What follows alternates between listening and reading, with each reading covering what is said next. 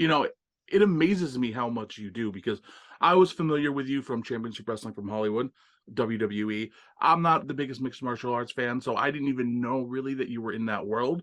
But Mm. so the fact that you're doing that boxing, I knew the comedy, which is great, and you're a physical therapist. It's crazy. You're just diving into basically every avenue possible. Thank you. Yeah, yeah. I'm one of those people that I've loved so many different things.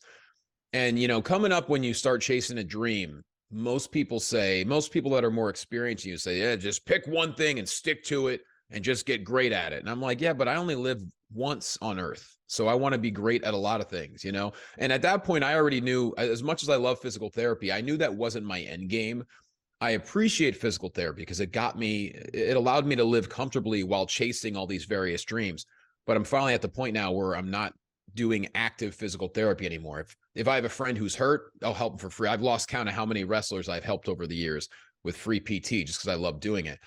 But for me, it's like I've had so many different passions in my life. And when an opportunity comes up, I just don't want to say no. And it's a more difficult balance now, having a family for sure.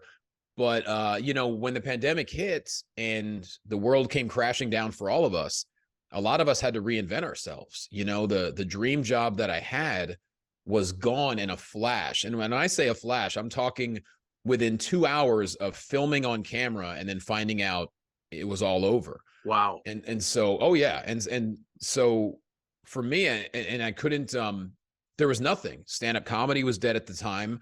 Sports were essentially dead at the time. Sports entertainment was essentially it was struggling. And so I didn't know what to do. And so that's when I had to reinvent myself. And that's where I found the world I was already doing voiceovers, but I was only doing it through an agent. I found the world of freelance voiceovers. And, I said, well, I just had a job with the biggest sports entertainment company in the world. I learned so much. Why can't I do it anywhere else? And that's when I said, you know what? I've always wanted to do it in other sports. So let's try that out. And, during the pandemic, we all had time on our hands. I'm the kind of person, I don't like sitting still. I don't Netflix and chill. I don't binge watch anything. I need to be working on something all the time.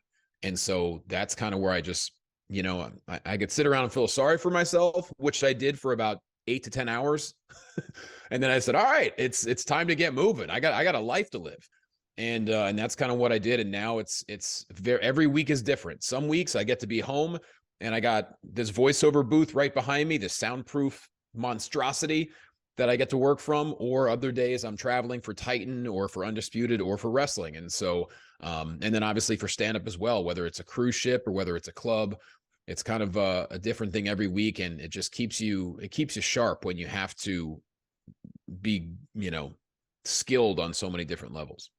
Yeah, that's very cool. And, it's got to keep everything fresh too, right? Because, sometimes if you do the same thing over and over, it can grow monotonous, even something you love. Even I can imagine this comedy and wrestling are a little different because the entertainment industry is always changing, and, probably the same with sports. But, physical therapy, I can imagine, as much as you liked it, it can grow a little monotonous at times. So it's good that you have it mixed up.